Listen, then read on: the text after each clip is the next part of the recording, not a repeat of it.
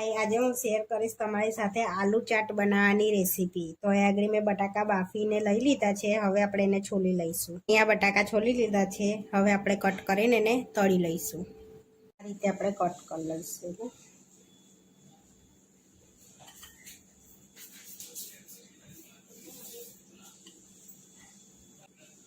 બહુ નાના નહીં, બહુ મોટા નહીં, મીડિયમ।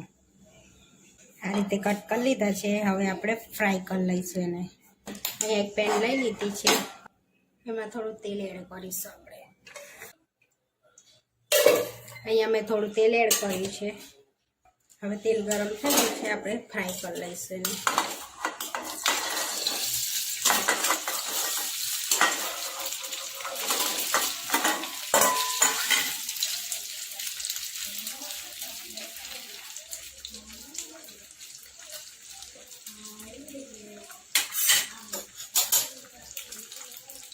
આમાં અડધી ચમચી મીઠું એડ કરીશું,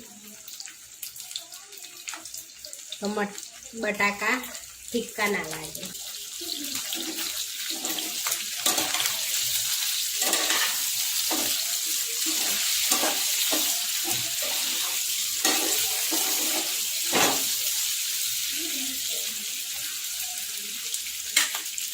થોડી વાર આપણે એને ફ્રાય થવા દઈશું।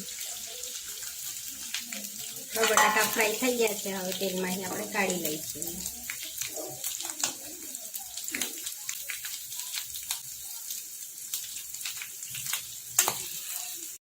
આપણા બટાકા ફ્રાય થઈ ગયા છે। હવે આપણે આલુ ચાટ બનાવી લઈશું।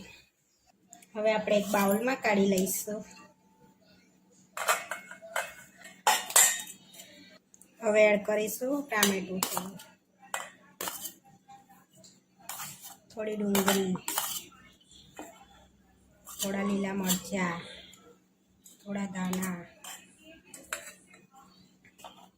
ગ્રીન ચટણી, અડધી ચમચી ચાટ મસાલો, અડધી ચમચી શેકેલા જીરાનો પાવડર।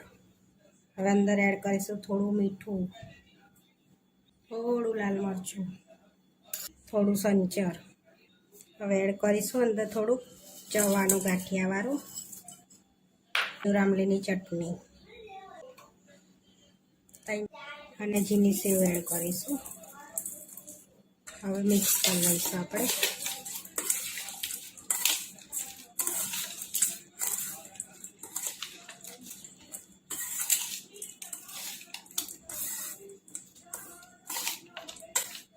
આપણી આલુ ચાટ બનીને રેડી છે। હવે પ્લેટમાં સર્વ કરીશું।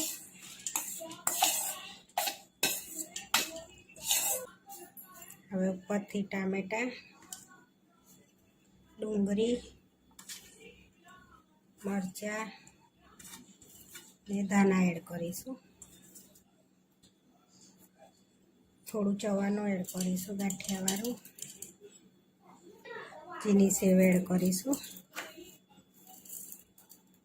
ઉપરથી થોડો ચાટ મસાલો એડ કરીશું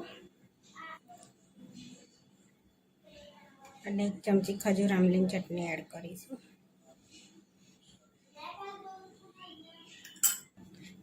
આપણી આલુ ચાટ બનીને રેડી થઈ ગઈ છે। આવા વિડીયો જોવા માટે મારી ચેનલને સબસ્ક્રાઈબ કરો, લાઈક કરો અને શેર કરો, અને તમે જરૂરથી ટ્રાય કરો। ફરી મળીશું નવા વિડીયોમાં।